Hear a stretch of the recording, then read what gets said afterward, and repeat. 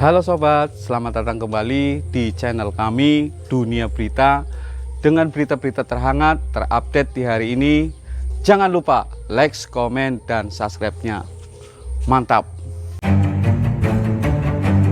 Polemik Natal, Bupati Lebak ini ternyata pernah ancam santet Muldoko. Tiap menjelang hari Natal, selalu saja ada cerita-cerita mengenai penolakan dan larangan beribadah. Bahkan dulu lebih parah, sempat ada ormas yang melakukan sweeping atau razia atribut Natal. Kali ini polemik datang dari warga Kristen di Kecamatan Maja, Lebak, Banten. Bupati Lebak Iti Oktavia Jayabaya membantah kabar larangan ibadah Natal umat Kristen di Kecamatan Maja, Lebak, Banten.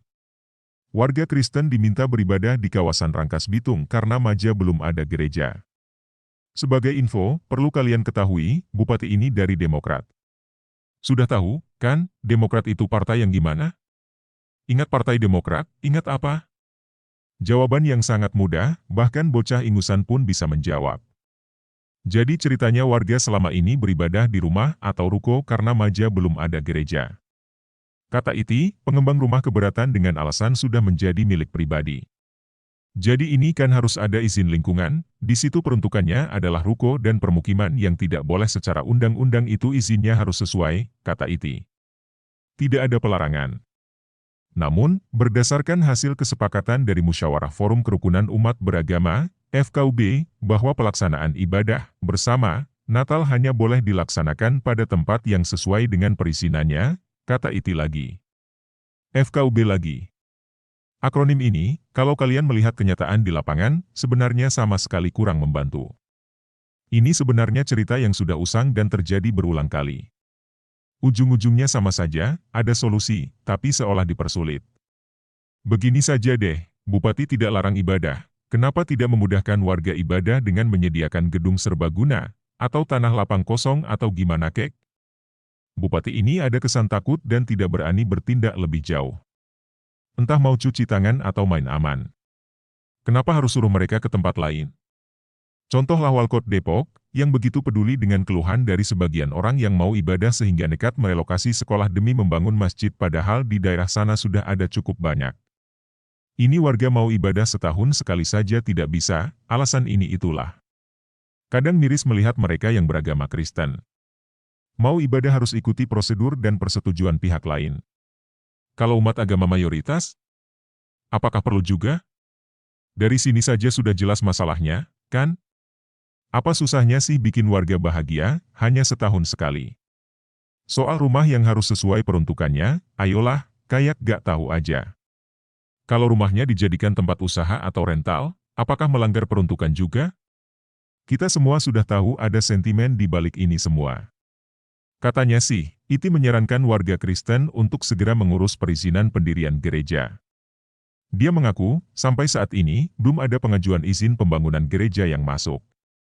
Makanya saya tantangin untuk segera urus izin untuk rumah peribadatan, termasuk saya bilang Maja ini akan besar penduduknya, ada 10.000 unit rumah di situ, tolong fasilitasi semua agama di situ rumah peribadatannya, saya malah sarankan gitu, kata Iti.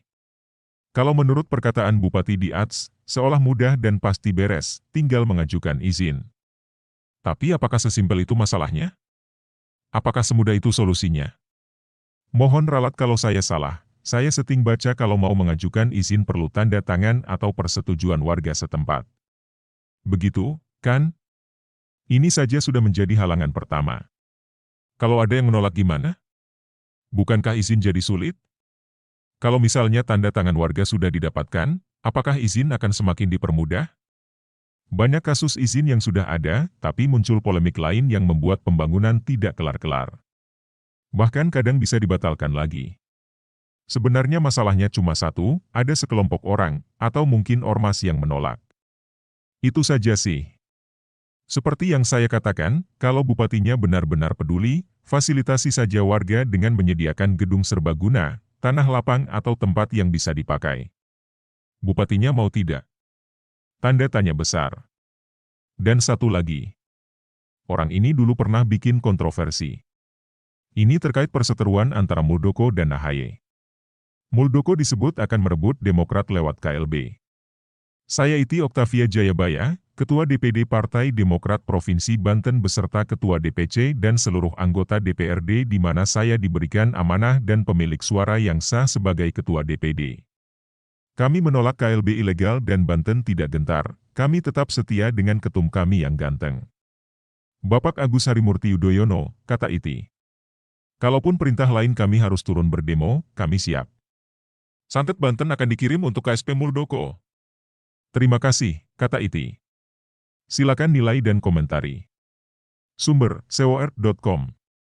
Terima kasih telah mengunjungi channel kami, semoga bermanfaat, salam sejahtera selalu, jangan lupa like, komen dan subscribe-nya, sampai jumpa lagi di berita-berita kami.